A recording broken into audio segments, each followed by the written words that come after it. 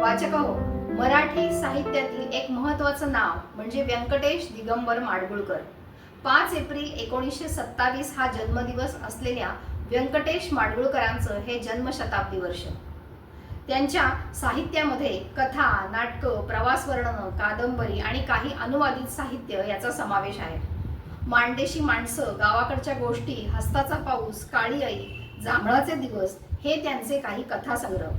त्यांनी काही चित्रपटांसाठीही पटकथा लेखन केलं होतं. वाचको, जागतिक पुस्तक दिनानिमित्त आपण व्यंकटेश माडगुळकर यांच्या प्रवास एका लेखकाचा यातील काही अंश ऐकणार आहोत. मेहता पब्लिशिंग हाऊस यांनी प्रकाशित केलेलं हे पुस्तक आहे. व्यंकटेश माडगुळकर यांच्या 40 वर्षातील लेखन प्रवासाचं मनोज्ञ दर्शन म्हणजे प्रवास एका लेखकाचा. वाचक आहे सुनीता कुलकर्णी.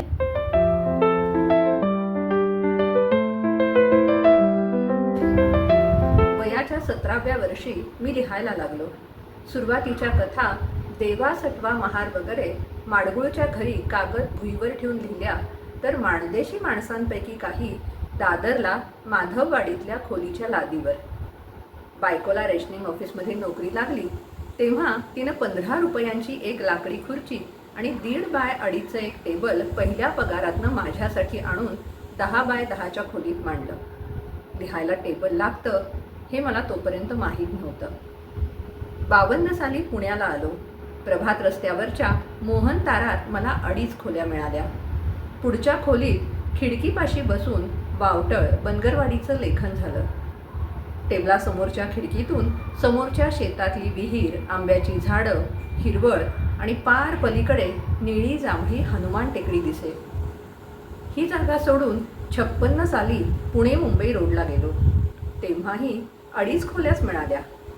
रेल्वे लाईनच्या बाजूची मागची झोपायची खोली अधिक मोठी होती.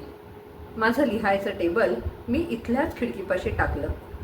समोर काही फूट पलीकडे रेल्वे रूळ होता.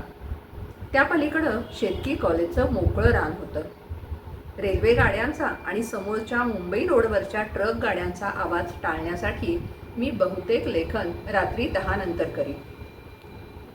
तू वेडा कुंभार हे नाटक, सकाळची पाहुणी, जांभळाचे दिवस, कोऱ्या कागदांची कहाणी यासारख्या कथा तिथं लिहून झाल्या. अक्षर हे माझं आत्ताचं घर बांधून 27 वर्ष झाली. माधवराव अस्वलांनी याचं डिझाईन केलं आहे.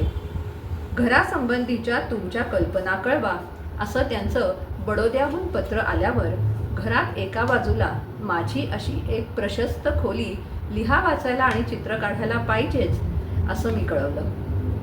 पूर्व दिशेकडे तोंड करून बांधलेल्या या घरात उत्तरेकडील कोपऱ्यात ही प्रशस्त खोली आहे.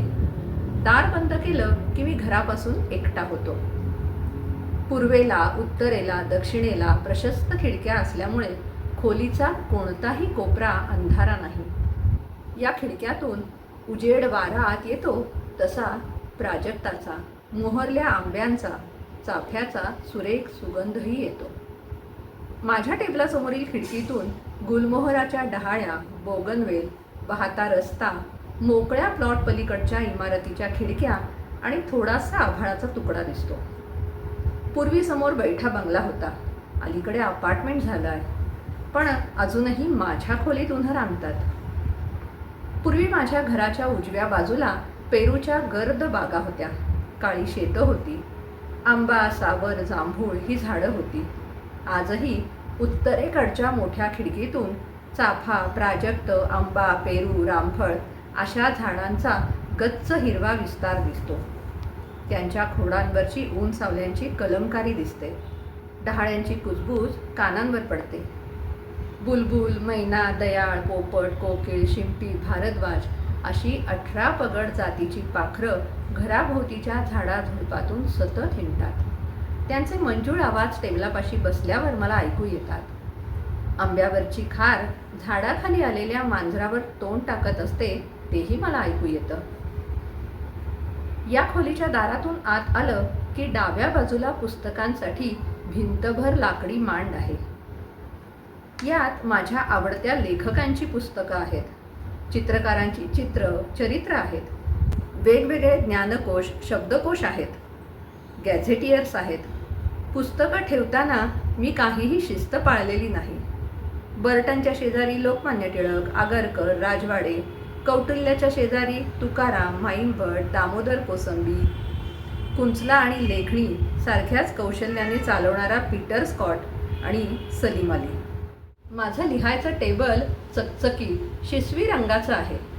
त्यावर बाभळीच्या लाकडातून कोरून केलेला ट्रे. हा कशाला? तर दुसऱ्या खोलीतून पुस्तकं हाताशी आणायला आणि वाचनात असलेली पुस्तकं हाताशी ठेवायला. हा लायब्ररी ट्रे पाचगणीला राहून सुतारकामाची शाळा चालवणाऱ्या एका अमेरिकन माणसानं मला करून दिला आहे. एक बाजू काढून टाकलेल्या लघुरूप पाळण्यासारखा त्याचा कातीव आकार आहे.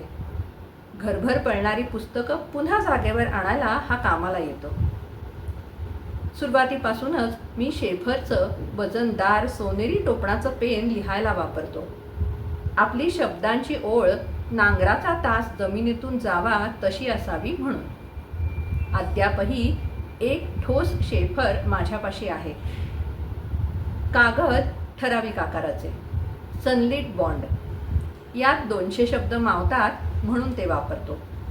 कधी कोरे, कधी आखीव. लिहिताना अडलो की काळ्या शाईच्या पेननं पांढऱ्या बॉन्ड पेपरवर रेखाटन करतो. बैठक टिकते. अशी ही लेखक व्यंकटेश माडगूळकर यांची खोली लिहिण्या वाचण्याची.